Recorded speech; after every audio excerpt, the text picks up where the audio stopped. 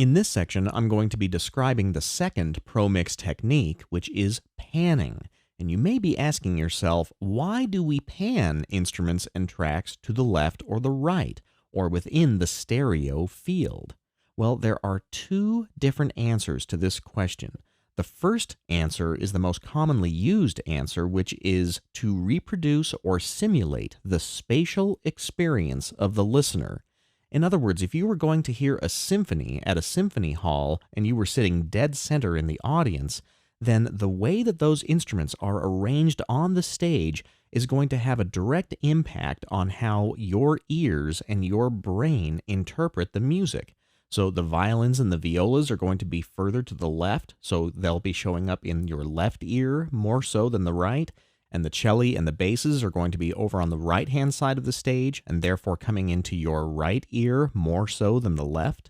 So if you were recording a symphony, you'd want to pan those tracks to the left and the right to simulate the experience of the concert listener, and therefore reproduce that stereo image to the person who's going to be listening to your Cubase mix. Now, the next answer is a little bit more complicated because it's to place audio elements in complementary and unobtrusive positions. So a lot of times in pop music, you'll have different types of instrumentation that may not sound good if they're placed both on the left-hand side or both on the right-hand side or both dead center. So even if those artists are standing in the same place during a live performance, you may not want to pan their instrumentation to the same spot in a Cubase mix situation. So let's talk about this first answer a little bit more, to reproduce or simulate the spatial experience of the listener. And let's pretend that we've climbed into the time machine and we were going to go and see my old band, The Bachelors, from the 80s. And if we did, and we were sitting dead center in the middle of the performance venue here, you would see that some of the instrumentation is placed further on the left-hand side of the stage, and some of the other instrumentation is placed on the right-hand side. So let's look at that instrumentation. The first thing that we have is the lead singer, and he is standing dead center in the middle of the stage. So chances are, if we were in the concert venue, we'd be hearing him equally in both the left channel and the right channel, or left ear and right ear. And then the drums are a little bit of a unique animal, and this picture is taken at a little bit of an angle, but he's actually dead center in the middle of the stage. But the panning of drums is a very specific process, and I'm going to talk about that in the next tutorial where I tell you about panning the drum set. But the drums are pretty much dead center in this photograph. Then we move on to the guitar player, and his guitar and amp are on the left, or more on the left-hand side of the stage than the center or right. So we would probably pan his guitar tracks over to the left a little bit. And then the saxophone player is standing a little bit right of center, so we would pan the saxophone tracks a little bit further to the right. And that starts to simulate or reproduce that experience of the listener in the audience.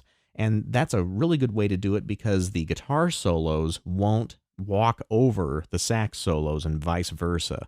And that gets a little bit into the second answer of placing instruments in the stereo field in complementary and unobtrusive ways, because you don't want certain instruments to walk over each other or compete with each other from within the stereo mix.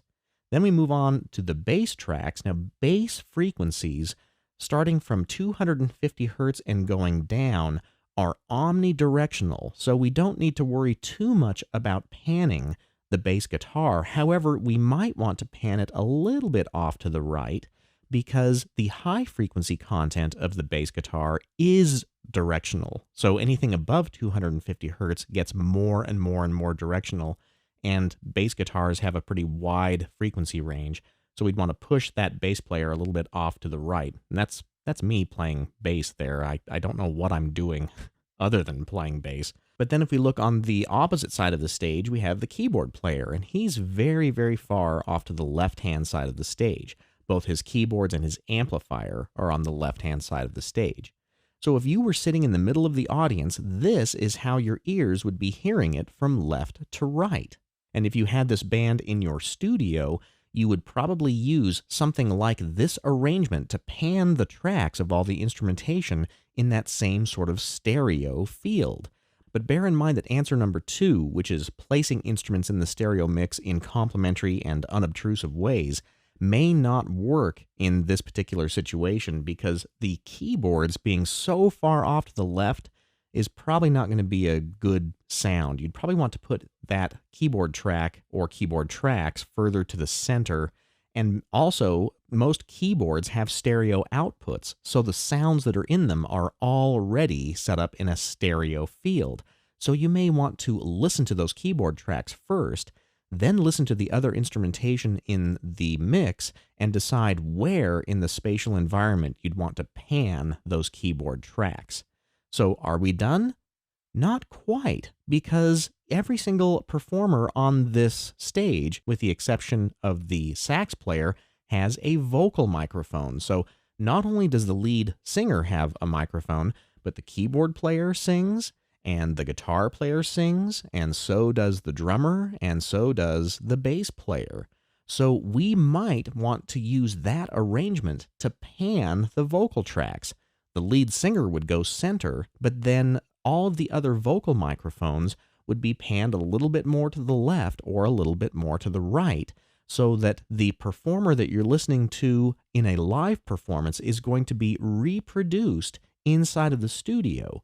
So when the end listener listens to your Cubase project, all of the performers are going to be spread across the stereo field from left to right.